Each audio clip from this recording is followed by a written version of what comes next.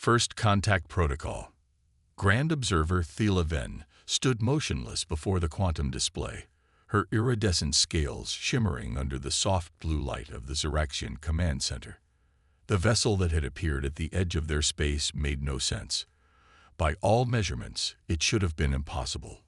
"Run the scans again," she ordered, her secondary eyes focusing on the peculiar readings while her primary set remained fixed on the visual feed. The ship was massive, easily rivaling their largest defensive platforms, yet it appeared to use primitive chemical propulsion systems. "Third scan complete," Grand Observer reported Analysis Chief Krindor, his tentacles dancing across the neural interface. "Results unchanged. The vessel appears to be constructed primarily of titanium alloys and carbon composites. Power readings suggest nuclear fission, possibly early fusion. Weapons systems," he paused, mandibles clicking in confusion, "appear to be primarily kinetic." "Impossible," Thela Ven whispered. The Xeraxian collective had mapped this sector for millennia. They had watched Earth from afar, categorizing humans as a pre-spaceflight civilization barely capable of reaching their own moon. This vessel shouldn't exist, let alone have crossed the vast distance to reach their territory. "They're broadcasting," announced Communications Director Selmin. "Simple radio waves, but," her crystal-like antennae flickered with surprise, "they're using perfect High Xeraxian." The command center fell silent. High Xeraxian was the most complex language in known space, with over 12,000 tonal variations and quantum-encoded subtext. Even their closest allies required translation matrices to communicate effectively. "Put it through," Thela Ven ordered, all four eyes now focused intently on the main display. "Greetings, Xeraxian Collective." A calm, measured voice emerged from the speakers. "This is Captain Elena Santos of the Earth ship Artemis. We come seeking diplomatic contact." Thela Ven's scales shifted through shades of blue and green, reflecting her mixed emotions of curiosity and concern. "Captain Santos, your presence here is unexpected. Our records indicate your species has not yet achieved reliable interplanetary travel." A sound emerged from the speakers that took a moment for their systems to identify as human laughter. "Yes, we thought you might say that. Tell me, Grand Observer, have you ever wondered why your long-range scans of Earth always seem to show exactly what you expect to see?" Before Thela Ven could respond, Alert Officer Miraxel's voice cut through the chamber. "Energy spike. The human vessel is changing." The seemingly primitive hull of the Artemis began to shift, plates of metal flowing like liquid mercury. The dull gray surface rippled and transformed, revealing something that defied conventional physics. The new form was sleek, almost organic, covered in patterns that seemed to bend light itself. Gone were the crude chemical thrusters and kinetic weapon ports, replaced by technology that even the Xeraxians' advanced sensors struggled to comprehend.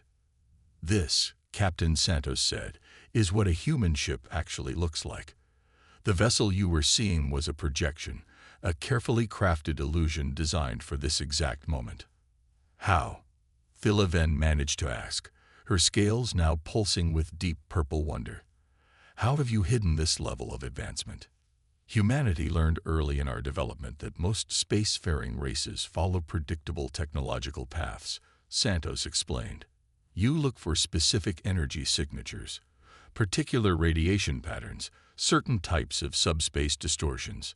Once we understood what you were looking for, we simply stepped around it. Develop technologies that exist in the spaces between what your sensors are designed to detect." New contacts suddenly blazed across the quantum display. Dozens, then hundreds of ships appearing throughout Xeraxian space, each dropping similar disguises to reveal their true forms.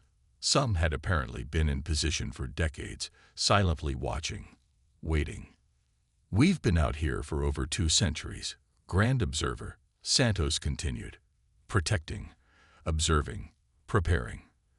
Those mysterious disappearances of pirate fleets, the unexplained salvation of stranded ships, the strange sensor ghosts that deterred potential invaders. All us. Why reveal yourselves now?" Thela then asked, though she suspected she already knew the answer. Because something is coming, Santos replied, her voice growing grave.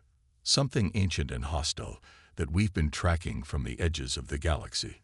We've managed to hold it back so far, but soon that won't be enough. Humanity has protected the galaxy from the shadows for generations. Now we need to stand together in the light. Thela then studied the transformed vessel before her, its impossible surface still shifting subtly in ways her eyes couldn't quite process. Everything she thought she knew about technological progression, about humanity's place in the galaxy, had been upended in the span of a few minutes. The collective council will need to be informed, she said finally. Already done, Santos replied. Similar conversations are happening throughout known space. We're tired of hiding, Grand Observer. The question is, are you ready to accept that your primitive neighbors have been your advanced protectors all along? As Thela then looked at the tactical display, at the hundreds of revealed human ships that could have been used for invasion at any time, but had instead been used for protection, she felt a profound shift in her understanding of the universe. Her scales settled into a deep gold, the color of acceptance among her people. Captain Santos, she said, I believe we have much to discuss about the future of our civilizations and about this threat you mentioned. Indeed we do, Grand Observer, Santos agreed. Indeed we do. The Hidden Fleet. The Zeraxian Grand Chamber had never witnessed such an assembly. Representatives from every major spacefaring civilization filled the crystalline amphitheater, their diverse forms creating a living tapestry of alien life. Captain Elena Santos stood at the central podium, her calm demeanor masking the gravity of the moment. Above the gathered delegates, a holographic display showed the true extent of human space, not the single solar system everyone had believed they occupied, but a vast network of quantum-linked colonies and stations extending throughout the galaxy. Each point of light represented a hidden human outpost or vessel, revealing an infrastructure that had been invisible to conventional detection methods for centuries. For over 200 years, Santos began, her voice carrying clearly through the chamber. Humanity has maintained what we call the Shadow Fleet. Each marker you see represents a ship or station that has been protecting your worlds, your trade routes, and your people, without you ever knowing we existed. A Meridian delegate, their plasma-based form swirling with skepticism, pulsed forward. Impossible. Our detection systems are unmatched in known space. We would have seen something. Santos smiled. Would you? She gestured, and the hologram focused on a particular sector. 3 cycles ago, a Meridian colony in this region was saved from an extinction-level asteroid impact. Your automated defense systems activated mysteriously, despite being officially offline for maintenance. That was us. The Meridian's form flickered in recognition as murmurs spread through the chamber. We developed our technology along fundamentally different lines than other civilizations, Santos continued. While you mastered the manipulation of known physical laws, we explored the spaces between them. Our ships don't just avoid detection.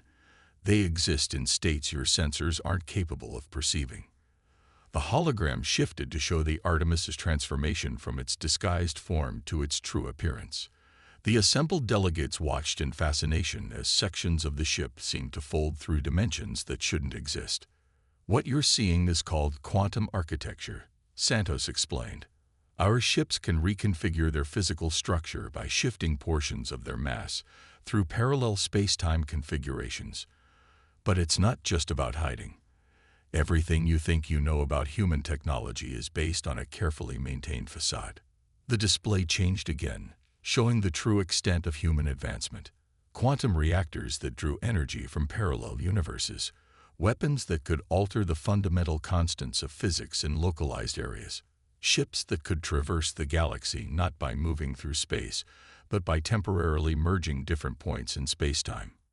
But why? Asked Grand Observer Thela Ven, her scales shifting through shades of curiosity. Why maintain this deception for so long? Santos' expression grew serious. Because we discovered something in our first ventures into space. something that made us realize the importance of caution. The hologram shifted to show ancient ruins, fragments of technology that predated known civilization. We found evidence of cycles, civilizations rising, reaching into space, and then vanishing completely. Something was systematically wiping out spacefaring races. A heavy silence fell over the chamber. We decided to develop differently, Santos continued. To advance in secret, to protect without revealing ourselves, to prepare for whatever force had caused these extinctions. And now, after centuries of watching and waiting, that force is returning. The hologram changed one final time, showing massive energy signatures at the galaxy's edge. Patterns of movement that spoke of purpose, of intelligence, of threat. This is why we've chosen to reveal ourselves now, Santos said, her voice carrying across the silent chamber. Humanity's shadow fleet has protected you from pirates, natural disasters, and small-scale threats. But what's coming is beyond anything we can handle alone. We need to stand together. Thela Ven stepped forward, her scales now glowing with the deep gold of certainty. The human fleet's technology is centuries ahead of our own in many areas.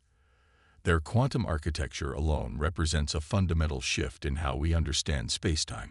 But they're not here to conquer or dominate. They had that opportunity for generations and chose to protect instead. Santos nodded. We're offering a full technological exchange. Everything we've developed, every advancement we've made. In return, we need your cooperation, your resources, your different perspectives on science and technology.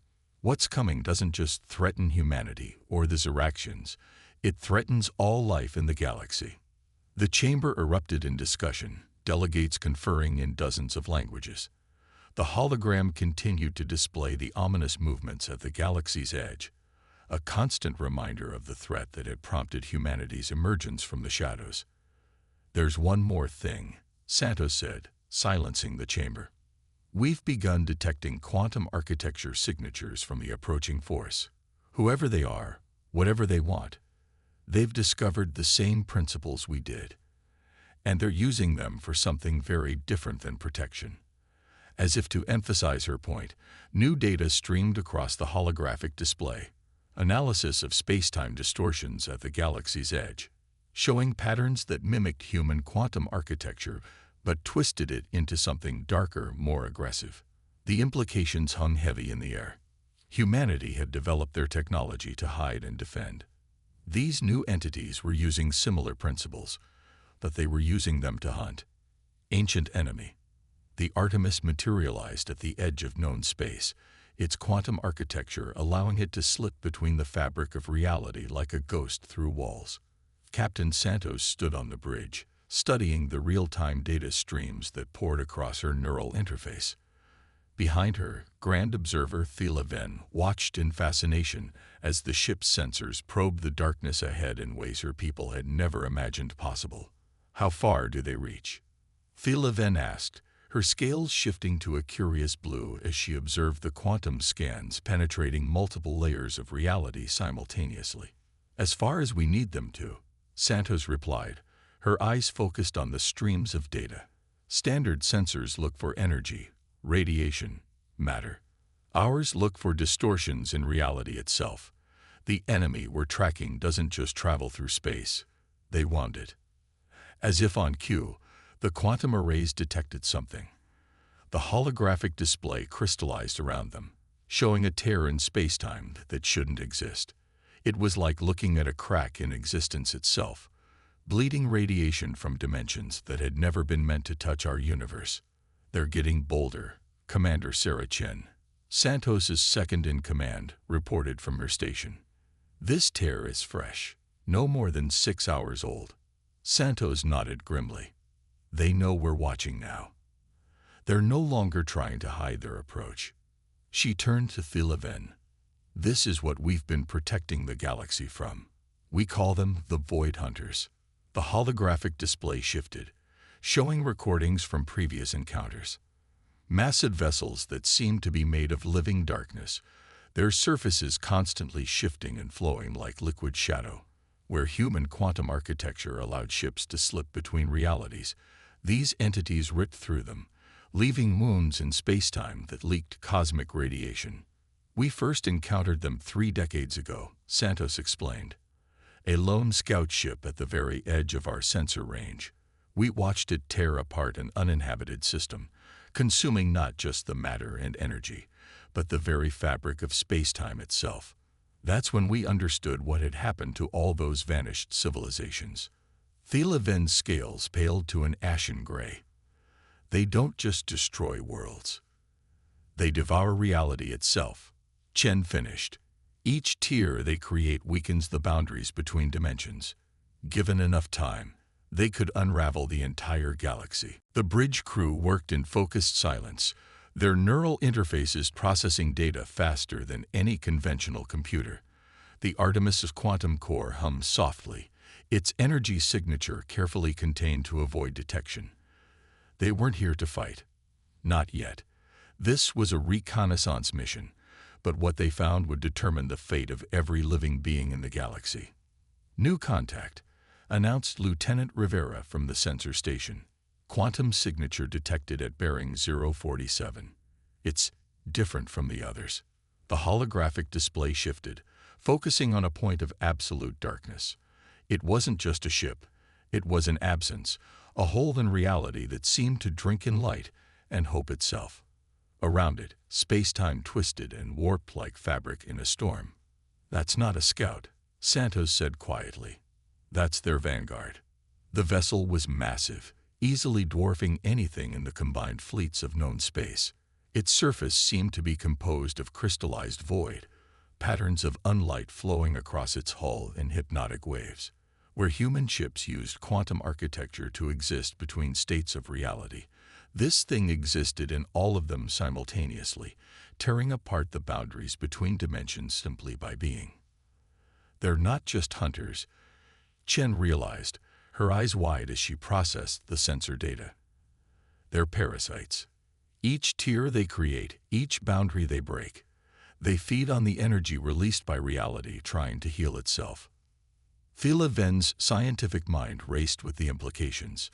That's why they target civilizations, developed worlds, with their mass energy usage and artificial quantum states, are like beacons to them, Santos confirmed.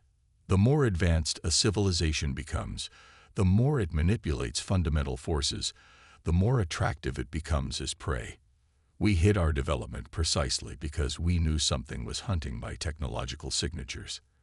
The Vanguard ship suddenly shifted, its impossible geometry flowing into new configurations that hurt to look at directly. Space-time screamed around it as it tore open a portal between dimensions, preparing to move to its next feeding ground.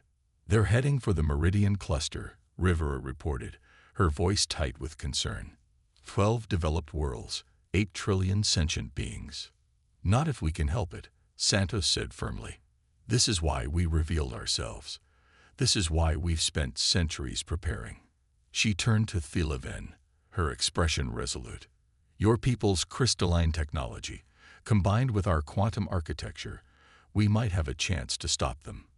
But we need to act now. The Grand Observer's scales shifted to the deep gold of agreement. The combined fleet is ready. The Zyraxian Council has authorized full technological integration. Santos nodded, her neural interface already sending coded quantum signals throughout human space. Across the galaxy, hidden human ships began dropping their disguises, revealing their true forms as they prepared for what was to come. The Shadow Fleet was emerging into the light, and with it, humanity's true purpose, not just as secret protectors, but as the galaxy's last line of defense against a force that threatened existence itself. Signal the fleet, Santos ordered. It's time to show the Void Hunters why we've been hiding in plain sight all these years. Not out of fear, but because we were preparing for them. As the Artemis's quantum core powered up to its full capacity, its hull shifting into its true combat configuration, Santos allowed herself a grim smile. Humanity had spent centuries developing technologies specifically designed to combat these entities. Now it was time to see if it would be enough. Battle for tomorrow. The combined fleet hung in the void before the Meridian cluster, a barrier of light and technology against the encroaching darkness. 5,000 ships, human vessels in their true forms now, their quantum architecture gleaming with impossible geometries, fighting alongside the crystalline formations of the Ziraxian Armada and the energy constructs of the Meridian Defense Force. Captain Santos stood on the Artemis's bridge, her neural interface processing tactical data from across the battlefield. The enemy vanguard had grown into an armada of its own, dozens of void ships tearing through space-time like razor blades through silk, leaving reality bleeding in their wake. All ships, combat formation Delta, Santos ordered, her voice carrying across the quantum network that now linked the Allied fleet. Remember your training. Don't let them isolate you. They feed on spatial distortions. Stay in your designated quantum harmonics. The human fleet moved with impossible grace, their ships flowing between states of reality in carefully orchestrated patterns. The Ziraxian vessels followed in precise formation, their crystalline hulls resonating with frequencies designed to stabilize local spacetime. First wave incoming, Commander Chen reported, her hands dancing across the neural interface. They're using standard void tier tactics. The enemy ships struck like a tide of living darkness, their weapons not so much firing as ripping holes in reality itself. But humanity had spent centuries preparing for this moment. As the void tiers approached, the human ships shifted partially out of normal spacetime, allowing the attacks to pass through them harmlessly. Now, Santos commanded, show them what we've learned. The Artemis led the counterattack, its quantum architecture flowing like liquid mercury. Where the void ships tried to tear reality apart, the human vessels created new spaces between the tiers, containing and redirecting the damage. It was like watching master fencers duel, the void ships attacking with brutal force, the human fleet responding with precisely calculated quantum shifts. Ziraxian crystalline matrix at full power. Thila Ven reported from her station, her scales glowing with battle focus. Beginning resonance pattern. The crystalline ships began to pulse with synchronized energy, their formations creating a lattice of stabilizing frequencies throughout the battlefield. Where the void ships tore at reality, the crystalline resonance helped it heal, denying them the energy they needed to feed. They're adapting, Chen warned as the void ships began to shift their attack patterns.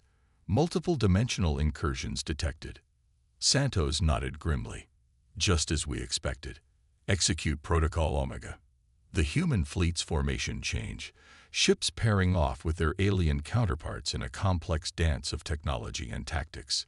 Each human vessel extended its quantum field to protect its partner, while the alien ships provided the raw power needed for what came next. All ships, Santos broadcast, prepare to initiate dimensional lockdown. This was humanity's ultimate weapon against the Void Hunters. Not destruction, but containment. As the Void ships pressed their attack, the human fleet began to create their own tiers in reality. Not random wounds, but precisely calculated incisions. They're taking the bait, Chen reported as the Void ships rushed to feed on the new tiers. Quantum signatures show they're fully committed. Now, Santos ordered. The entire human fleet activated their quantum cores simultaneously, their carefully placed tiers in reality suddenly linking together to form a massive dimensional cage. The Void ships found themselves trapped in a maze of their own making, their attempts to tear free only strengthening the quantum bonds that held them. Ziraxian fleet, begin crystalline resonance, Santos commanded. Meridian vessels, energy containment protocols. The crystalline ships pulsed with blinding light, their resonance frequencies matching the quantum harmonics of the human fleet's dimensional cage. The Meridian energy constructs added their power to the mix, creating layers of containment around the trapped Void ships. But the enemy was far from defeated. The largest Void ship, the vanguard that had led them here, began to pulse with darkness that seemed to drink in light itself. Reality screamed as it forced its way through the quantum cage, tearing open a hole large enough for its allies to escape. They're breaking free, Chen reported. tension in her voice. The quantum cage won't hold them much longer. Santos' expression hardened. Then we go to Plan B. All ships prepare for quantum collapse. We're going to give them exactly what they want, just more than they can handle. The human fleet began to generate spatial tears at an unprecedented rate, far more than they had before. The void ships, sensing the feast of energy, rushed to feed on them. But something was different about these tears. Quantum resonance frequencies are synchronized, Chen reported. All tears are linked to primary void space. They wanted to feed on our reality. Santos said grimly. Let's see how they handle having to process all of it at once. The trap was sprung. As the void ships fed on the tears, the human fleet suddenly reversed the quantum flow, forcing all the spatial distortions to collapse inward simultaneously.